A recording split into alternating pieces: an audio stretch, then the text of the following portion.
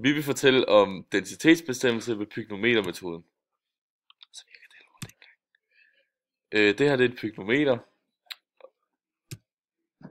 og når man skal bestemme densitetsbestemmelsen, så starter man med at måle massen af det tomme pyknometer, og så måler man massen af pyknometeret fyldt med demineraliseret vand på 20 grader, og så udregner man volumen af pyknometeret ved hjælp af formlen densitet er lige med masse over volumen, og det bliver så til volumen er lige med masse over densitet. Så fylder man pyknometeret op med den fremstillede vand-etanolblanding, og så måler man massen af blandingen og udregner densiteten. Så kan man sammenligne det med en tabel, hvor der også er udregnet P, og så kan man finde ud af, hvad det er, man har bestemt.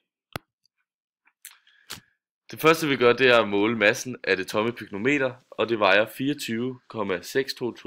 gram. Så fylder vi pyknometer med 20 grader varmt demineraliseret vand, og så sætter vi proppen i. Så måler vi massen af pyknometeret med vand i, og på den måde finder vi massen af vandet. Så udregner vi volumen med vores formel. I kan se, at vi har volumen er lige med masse over densitet.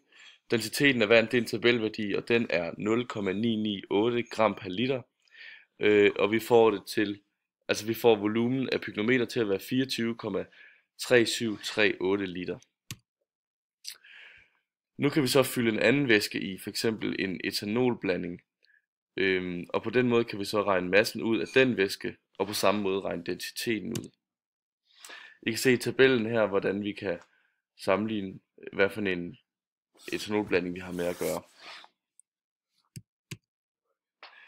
Et eksempel er, hvis vi putter det her 93% denatureret sprit i, så tager vi den ene masse og minuser med den anden, og så putter vi den ind i formlen, og vi får altså, at densiteten af det her sprit er 0,8127. Kigger vi i tabellen, så får vi det til at være 94,7%, som er tæt på 93.